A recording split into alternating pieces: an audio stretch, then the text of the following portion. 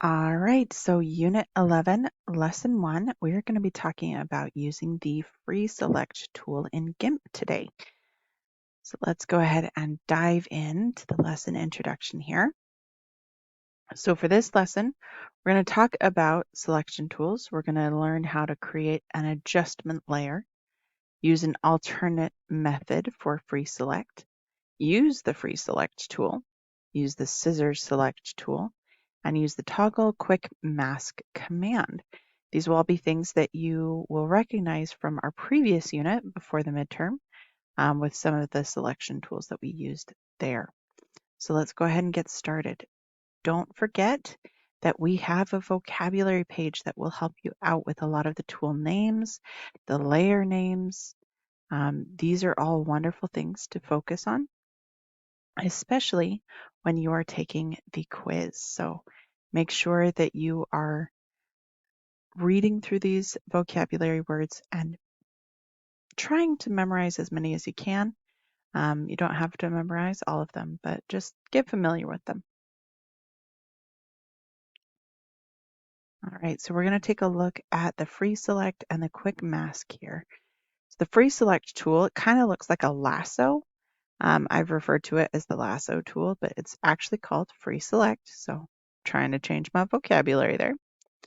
It lets you draw a selection freehand, just like you would draw with a paintbrush.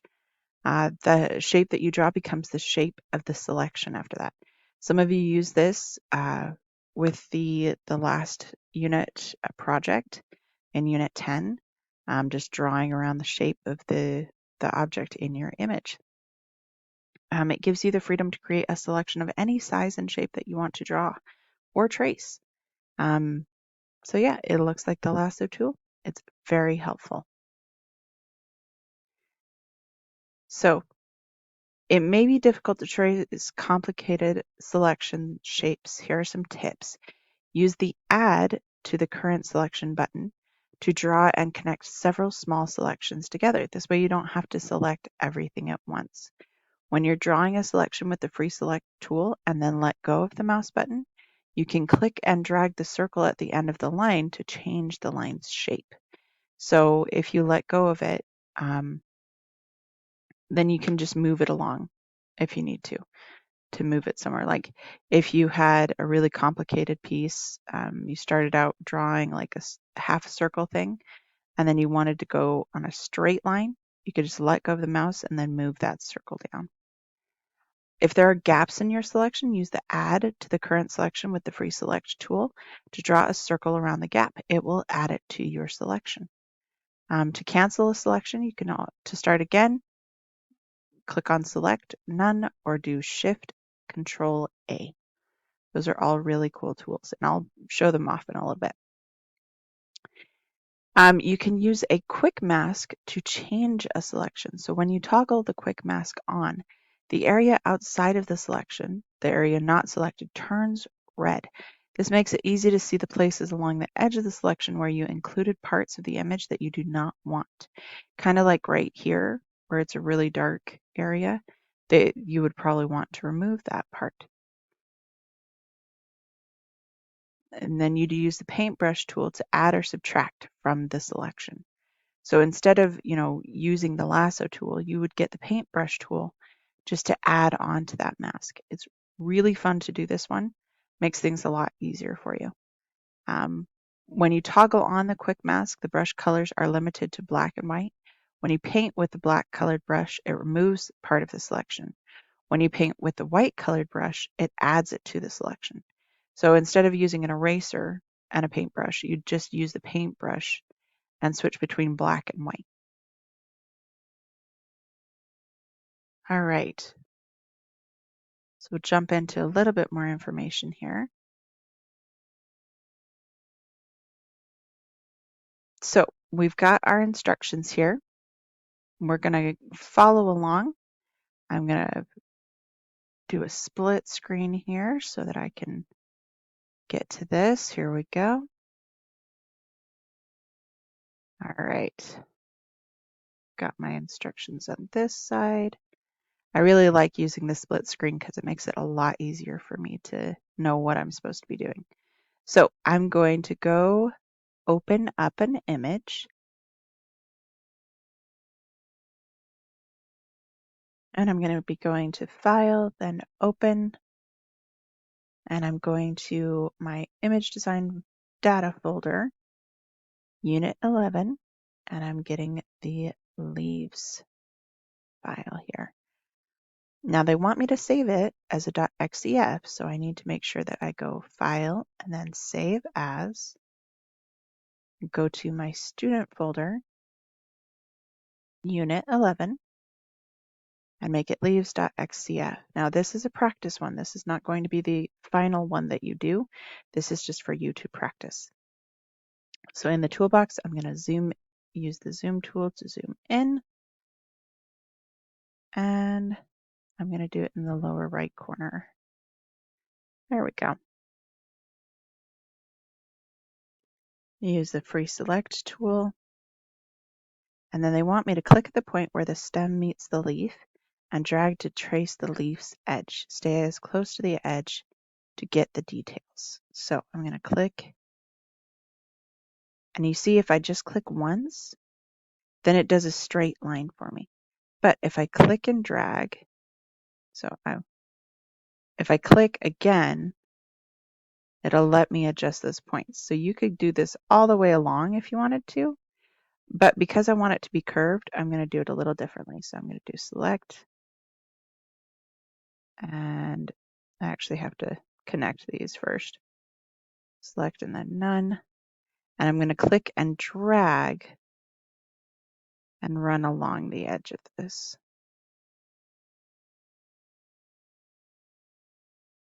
And remember, it doesn't have to be perfect while you're practicing. It's really hard to do this with a trackpad, which I'm using right now.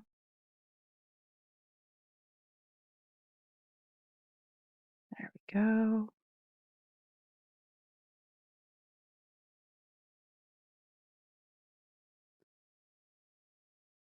All right. So now I've selected that.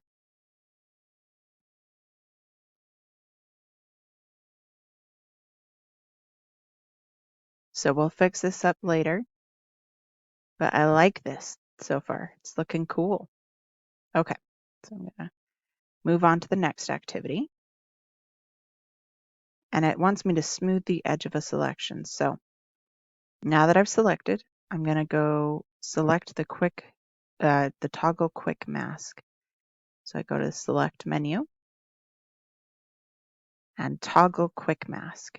And you see how it turned everything else red? Now I can see what edges I have over here. And if I zoom in a little bit, which I'm going to do, I left out a few spots here that I may want to add in later. So I'm going to use the paintbrush tool. It only lets me switch between black and white. So we're going to do this here really quick. I'm going to get the right brush here.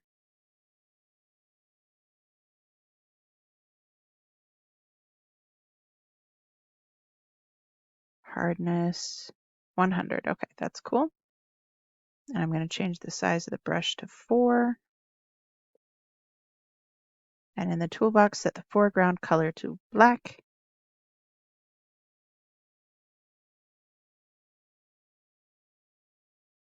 The D key is the keyboard command to reset the foreground color to black if you ever need to. And then I'm going to do this. And if you see, it's actually adding red to it. So that part is going to be taken out of the selection. So I actually want to do along where I don't want to keep.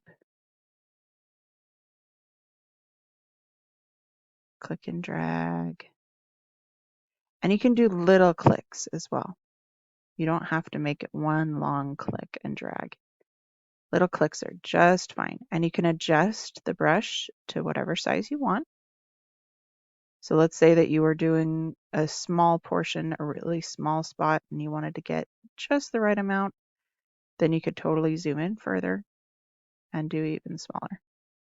At 4 pixels though, it's kind of small enough in my taste.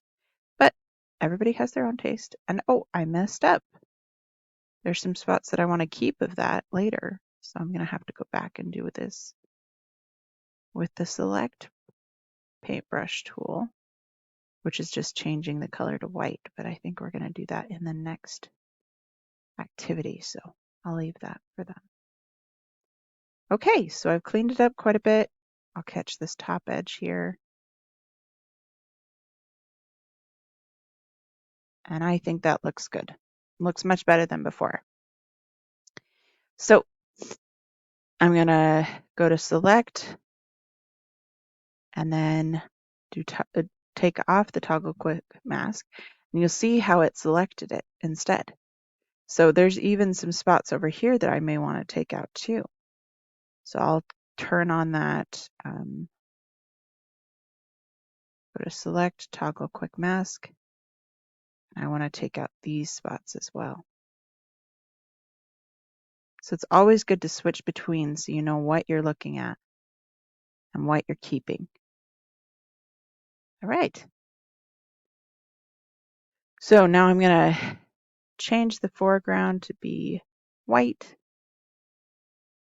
And then anything that I messed up and I did not keep, I can extend that area.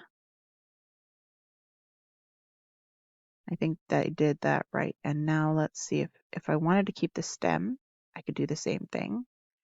Just add that line in. I think that's kind of cool, keeping the stem personally. And I mess up, you can always do Control Z if you mess up. Control Z is undo. So, okay, so I did that. It removed the red. And now I can look at it again, go to Select and then Toggle Quick Mask. It has now selected all of those areas that I added back in to the selection. It's kind of cool that way. We're going to leave it with the Quick Mask off and make sure we save our file so that it doesn't change anything and our selection stays the same. We're going to move on to the next exercise, and that will be in the part 2 video. Have fun!